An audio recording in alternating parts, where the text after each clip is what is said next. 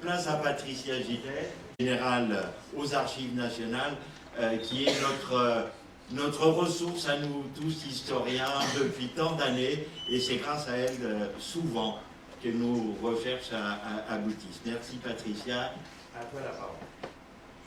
Voilà, merci Guy, bonjour à tous. Donc je vais faire un petit pas de côté pour vous parler d'archives, comme a dit Guy. Alors évidemment, ma présentation ne sera pas exhaustive, tant les fonds qui sont conservés aux Archives nationales à Pierrefitte-sur-Seine sont nombreux. Je vous ferai simplement un petit rappel pour mémoire des principales archives publiques qui sont concernées, et je centrerai surtout mon propos sur les ressources fournies par les fonds de la Commission d'histoire de l'occupation et de la libération de la France, autrement dit la CHOLF, et du comité d'histoire de la Deuxième Guerre mondiale, ainsi que sur un certain nombre de fonds privés, avec évidemment quelques documents à l'appui. Alors je commence par un petit rappel sur les archives publiques, parce que ce sont des fonds à ne pas négliger. Alors je parlerai d'abord des fonds de la présidence du Conseil, qui chez nous représente la sous-série F60, et dans lesquels on va trouver les archives de 4 organismes importants. Tout d'abord, la délégation générale du gouvernement en Afrique française, devenue secrétariat général permanent en Afrique française, qui était sous la houlette du général Végan, puis de l'amiral Fénard, de septembre 40 à novembre 42. Ensuite, on a beaucoup parlé de lui ce matin, le commissariat à la coordination des affaires musulmanes auprès du CFLN, dirigé par le général Catroux, de 43 à octobre 44. Ensuite, le ministère en Afrique du Nord, toujours le général Catroux, d'octobre 44 au 31 janvier 45. Donc c'est dans ces fonds qu'on a peut-être l'espoir avec Guy de trouver le fameux rapport dont il vous a parlé ce matin. Et enfin, le comité de l'Afrique du Nord de 45 à 47. Alors ce sont des fonds assez volumineux puisqu'ils représentent quand même plus d'une centaine de cartons qui sont très riches sur l'histoire de l'Algérie, du Maroc et de la Tunisie pendant les années 40. On va y trouver, outre des documents évidemment sur le fonctionnement de ces 4 instances, des renseignements sur les forces en présence, sur les affaires militaires, sur le ravitaillement, sur la production industrielle et minière, mais aussi sur l'organisation administrative, la police, les mouvements politiques, les mouvements nationalistes, les réformes, la presse, la propagande, et j'en passe. C'est vraiment un gisement d'importance pour planter le décor. Alors deuxième gisement en matière d'archives publiques, évidemment les archives de la France libre, autrement dit le Fonds de l'Aube, qui correspond à cet intitulé AG31 qui n'est pas très honnête. Alors là, on va trouver évidemment des éléments sur le débarquement allié en Afrique du Nord, sur la mort de Darlan, sur les autorités françaises d'Afrique du Nord, Giraud, Catroux, et plus généralement sur tous les acteurs des événements français et alliés. Donc ça, c'est un recours quasi obligatoire. De même que les archives du Bureau central de renseignement et d'action, le BCRA de Londres, et au travers notamment des archives de la section Afrique du Nord du BCRA, où on va trouver des choses très diverses, les télégrammes arrivés et départ, des renseignements, des informations sur les missions au Maroc, notamment les missions Guérin-Intersarkissov et Krijanowski en 40-41, sur la résistance au Maroc et à Tanger, et évidemment sur les événements du 8 novembre 42. Autre fonds, celui du commissariat à l'intérieur d'Alger, la série F1A, qui va comporter des études, des notes, des rapports sur l'Algérie, situation politique, état d'esprit, le Maroc, la Tunisie, les affaires musulmanes, et également des dossiers qui concernent Jacques Lemaigre du Breuil. Enfin, je finis ce minuscule focus sur les fonds publics pour vous parler des archives du commissariat à la justice d'Alger, puisque ce fonds est très riche en termes de réformes politiques, sociales, économiques en Algérie. On y trouve des documents sur l'octroi de la citoyenneté française aux populations indigènes d'Algérie, sur la commission d'enquête sur, je cite, les conditions dans lesquelles les forces armées de l'Aqs ont pu pénétrer en Tunisie en novembre 42, également des documents sur l'enquête concernant les faits survenus à Bizerte depuis novembre 42. Donc des documents avec cette vision judiciaire, mais qui sont extrêmement importants. Alors je pourrais vous citer d'autres fonds publics qui sont intéressants. On a des dossiers d'écoute concernant l'Afrique du Nord en 42 et 43 dans les archives du groupement des contrôles radioélectriques. On a évidemment les archives de la police auxquelles il faut se référer toujours, les archives de l'État français et leur pendant, celle de la Haute Cour de justice, pour avoir toute la vision côté Vichy de ce qui concerne l'Afrique du Nord. Donc voilà pour ce tout petit rappel. Je vais surtout centrer mon propos, comme je vous le disais, sur les fameuses archives de la CHOLF et du comité d'histoire de la Deuxième Guerre mondiale, qui correspondent, pour ceux qui fréquentent les archives nationales, à la fameuse série 72AJ, qui est un pourvoyeur d'informations sur la Seconde Guerre mondiale. Et je vous parlerai également de quelques fonds privés de la période 39-45. Alors, je vais organiser mon propos de façon très classique en 3 séquences. Le contexte général en Afrique du Nord, l'internement, puisqu'on vient d'en parler, et la résistance et le 8 novembre 42. Alors, sur le contexte général, voilà les fonds que je vais vous présenter. Je ferai une remarque d'évidence, c'est de souligner l'intérêt de la presse pour saisir un contexte, une atmosphère, pour comprendre l'essentiel à connaître des événements. Et en ce domaine, je vous mentionne un fonds qui n'est pas très exploité aux Archives nationales, c'est celui de l'Agence française d'information de presse, l'AFIP, qui va comporter, là je vous ai mis juste la photographie de 2 chemises qui comportent ces coupures de presse. Elle va comporter donc un ensemble de dépêches avec leurs documents annexes, donc les coupures de presse, des comptes rendus d'information radio, des bulletins de documentation, des brochures qui concernent l'Algérie, la Tunisie et le Maroc en 1941-1942, plus ce qui est qualifié, parce qu'il faut voir d'où on vient là avec la FIP, d'agression anglo-américaine en Algérie et au Maroc en 1942-1944. On a des éléments sur le bombardement anglais de Sfax, sur les combats entre les troupes de l'Axe et les forces alliées en Tunisie. Donc ça, c'est un fonds qu'il ne faut pas négliger parce qu'il est très riche en termes de dépêches de presse. On a évidemment aux Archives nationales d'autres collections d'articles de presse, et j'évoque à ce sujet le fonds de Maurice Vanikoff, qui comporte également des documents sur la situation des Juifs en Algérie et au Maroc, sur les événements d'Alger entre 40 et 43, et plus généralement sur l'Algérie et la Tunisie de 40 à 45. C'est un fonds qu'il ne faut pas négliger, dont l'autre partie est conservée au mémorial de la Shoah. Alors je continue mon exploration sur le contexte général en vous parlant du fonds du général Tubert.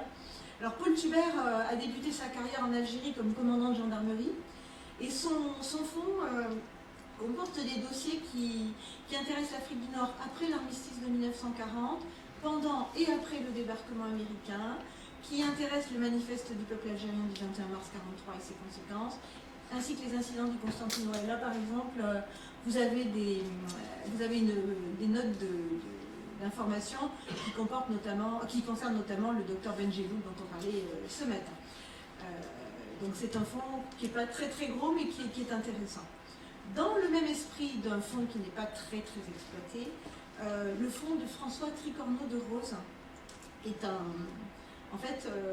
qui fait tout à fait écho à ce que je vous disais tout à l'heure au sujet de la sous-série F60 des fonds de la présidence du Conseil, en vous présentant les différents organismes, puisque Tricorneau de Rose était à l'époque secrétaire d'ambassade attaché au secrétariat général, les intitulés son nom, au secrétariat général permanent du délégué général du gouvernement en Afrique française, donc c'est un pendant au premier fonds dont je vous parlais.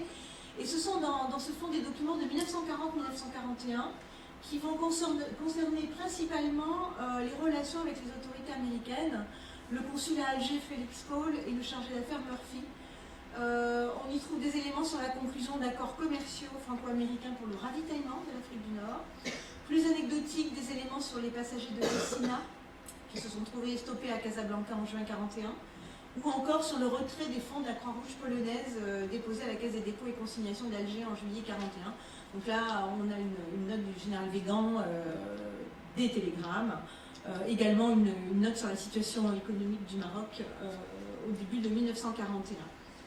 Alors sur ce contexte général, le plus important, ça va être les archives de la fameuse Scholf et du comité d'histoire de la Deuxième Guerre mondiale, donc qui à la fin des années 40 et jusqu'aux années 60, ont réuni de nombreux documents. Alors sur le Maroc, on a des documents qui proviennent d'André Truchet, qui était l'ancien contrôleur civil au Maroc et qui a été également le secrétaire du comité d'études d'histoire de la guerre au Maroc, ce qui explique qu'il ait réuni un certain nombre de documents.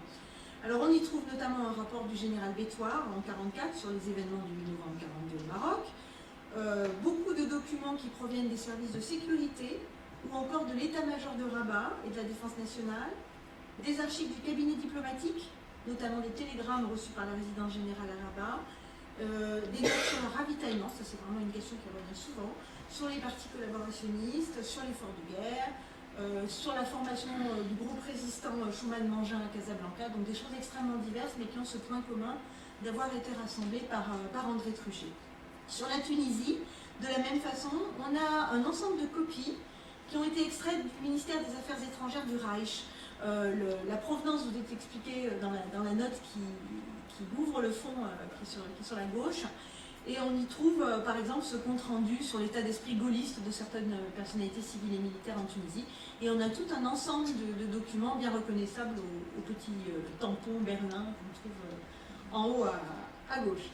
Plus généralement, dans les archives de la Scholf, qui sont le premier carton même de cette série 72 AJ, on a des rapports sur la situation en Afrique du Nord en 1943.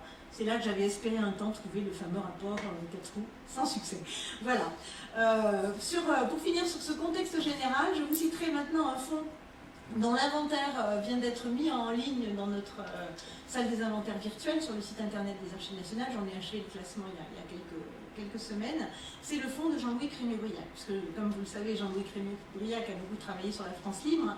Et dans cette perspective, il a amassé d'importants matériaux sur l'Afrique du Nord pendant la Seconde Guerre mondiale, qu'il a classés chronologiquement en 3 temps, jusqu'en décembre 1942, puis de l'assassinat de Darlan en mai 1943, et enfin de juin 1943 à 1945. Donc des documents très divers qui sont à la fois des notes de sa part, des extraits d'ouvrages, des copies de documents d'archives. Enfin, je vous invite à vous y référer. On va y trouver notamment des documents originaux sur la presse et la propagande. N'oublions pas que c'était un des points forts de l'activité de Jean-Louis Crémieux-Briac. Ces documents qui émanent pour la plupart du BCRA. On va également y trouver des entretiens et des correspondances avec différents acteurs. Ici, José Aboulker, que Jean-Louis Crémieux-Briac avait reçu en 1991 pour l'interroger sur des points précis dont il avait besoin pour son ouvrage. Dans d'autres parties de ce fonds Crémieux-Briac, on va trouver un dossier sur la politique anglaise et la crise d'Afrique du Nord, de novembre 1942, juillet 1943, des documents sur le service nord-africain de la BBC, encore un des points d'intérêt de Jean-Louis, ou encore divers articles ou conférences qu'il a prononcés sur l'opération Torche, sur De Gaulle et l'Afrique du Nord, ou sur les girodistes. Donc ça, c'est une source nouvelle qui n'a pas encore été exploitée, que je vous invite à aller voir. Donc voilà, j'achève sur le contexte général pour passer à l'internement. Donc je vais vous parler pour l'internement de 2 fonds seulement. D'abord, une vision officielle de l'internement, qui est celle des services de Vichy, mais qui n'est évidemment pas à négliger. Et ce premier gisement est conservé dans les fonds du ministère de l'Intérieur, en l'occurrence la sous-série F7, et ce sont les archives de l'inspection générale des camps qui étaient dirigées par le préfet André Jeanfort. Et on va trouver dans cet ensemble des rapports sur les camps d'Afrique du Nord, des croquis et des plans. Donc je vous en montre ici quelques-uns. Donc là vous avez un rapport d'André Jeanfort, vous avez un plan de l'infirmerie du camp de Bossuet, vous pouvez avoir également un croquis du camp d'interné de Missour au Maroc. Alors évidemment là, pour faire écho en négatif à ce qui a été dit tout à l'heure, on est sur un autre versant, sur le traitement par les autorités de la question de l'internement, mais il faut en passer par là quand on travaille là-dessus. Le deuxième gisement sur l'internement est d'origine belge. Il s'agit du fonds de Marie-Céline de Dorledo, qui était responsable de la mission belge de recherche en France. C'est-à-dire que cette mission avait pour objet de faire des recherches sur le sort de tous les Belges qui étaient passés par la France au moment de la Seconde Guerre mondiale, qu'ils aient été fusillés, qu'ils soient décédés sur le territoire, qu'ils aient été internés, qu'ils aient été déportés. Donc grâce à ce fonds, bien plus largement que sur la question des Belges, on dispose d'un énorme corpus sur l'internement. Et évidemment également l'internement en Afrique du Nord. Là, je vous montre le rapport définitif numéro 32 de la mission d'Orlodo, qui s'applique au camp d'Afrique du Nord. Ce rapport nous indique que 44 camps ont été étudiés, suivant une typologie précise définie par la mission: centre de séjour surveillé, camp d'hébergement, camp disciplinaire ou d'isolement, prison et forteresse, hôpitaux, dépôts. Donc là, on pourrait faire aussi une étude du vocabulaire, comme cela a été suggéré ce matin un petit peu dans les propos libérants.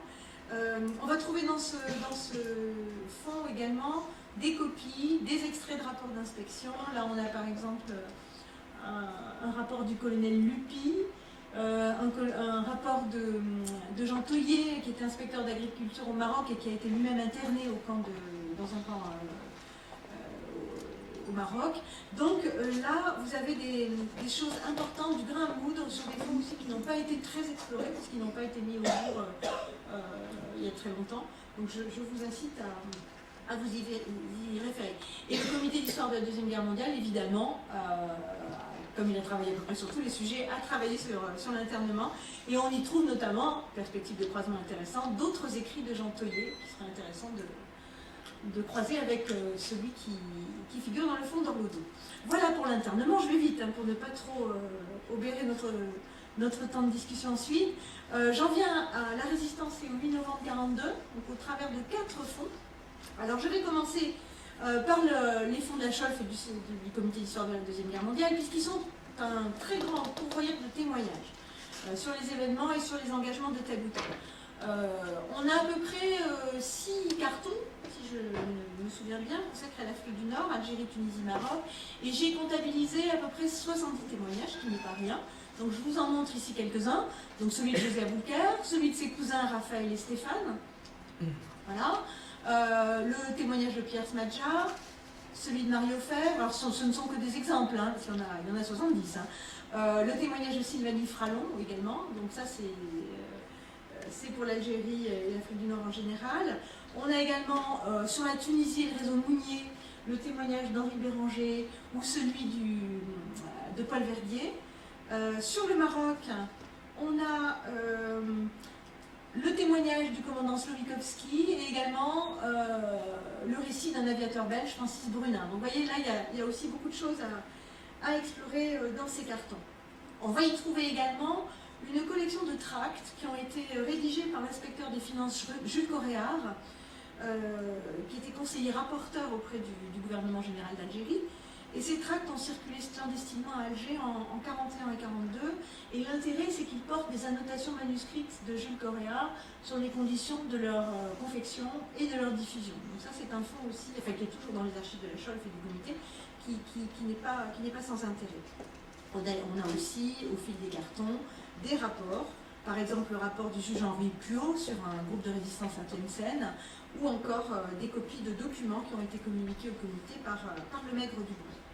Voilà pour les archives du comité et de la Cholf. Il me reste à vous parler de 3 fonds privés. Et je n'oublierai pas évidemment le fonds Henri d'Astier de la Vigerie, qui nous a été confié par son petit-fils Jean-Pierre Joblot, qui a consacré un ouvrage à son grand-père. Alors, dans ce fonds, on va trouver des renseignements préalables à l'action, qui peuvent être des organigrammes de la délégation générale, des organigrammes des services de police et des journaux, des listes de choses trappes et de points positifs sur les bâtiments publics, des listes de notables et d'agents susceptibles d'intérêt, comme vous avez ici, dans les départements d'Alger, d'Oran et Constantine, des listes de musulmans acquis à l'Allemagne, comme vous avez ici. On va y trouver également des documents relatifs aux effectifs de police, au dépôt d'armement, des organigrammes de l'état-major général du débarquement allié en Algérie. Là, je vous ai reproduit les 2 premières pages, mais c'est un organigramme assez foisonnant. Et également des instructions, des notes d'information, comme vous avez ici, des notes d'action en fait, le journal de marche des chantiers de jeunesse et des comptes rendus du 8 novembre, à la fois par Henri d'Astier, comme vous l'avez ici en manuscrit, ou par José Aboulker. Voilà, donc ça c'est un fonds évidemment capital sur cette question-là. Autre fonds récemment arrivé aux Archives nationales, et là je regarde Nicole, puisque c'est grâce à elle qu'il est arrivé chez nous, c'est le fonds Louis Lalanne. Alors Louis Lalanne était directeur de l'hôtel Albert Ier, où se retrouvaient les membres du comité d'Afrique du Nord de la France libre à Alger, comité qui a été fondé en juin 40. Et ces archives concernent la résistance à Alger pendant la Seconde Guerre mondiale. Alors on a eu beaucoup de chance de les récupérer parce qu'elles ont connu un périple peu ordinaire. Elles avaient été abandonnées dans un appartement au début des années 80. Elles sont passées entre les mains de l'ancien député et conseiller de Paris, Claude Martin, puis entre les mains du professeur Yves-Max Danan, et enfin elles sont arrivées aux Archives nationales grâce à Nicole. Donc voilà, de l'intérêt d'une collecte, voilà, tous azimuts des archives publiques. Alors dans ce fonds, on va trouver, comme vous l'avez ici, la liste des membres du comité d'Afrique du Nord de la France libre. On a également un long récit de la plume de Louis Lalanne, semble-t-il. Il y a encore du travail à faire sur ces documents. On a également, je crois qu'il en a été question hier, un bulletin de l'Association de la Libération française du 8 novembre 1942 et un document dont on a discuté avec Nicole parce qu'il est assez amusant. C'est un document sur l'hydravion régulier de la compagnie d'Air France entre Marseille et Alger qui a été mitraillé en vol par des avions de chasse britanniques en août 1942 en raison de la présence à son bord de 3 Allemands qui s'étaient déguisés pour la circonstance en innocents passagers civils. Donc là, on a le récit de cette péripétie dans le fond de Louis Lalanne et on aurait peut-être perdu cette information sans ce fond.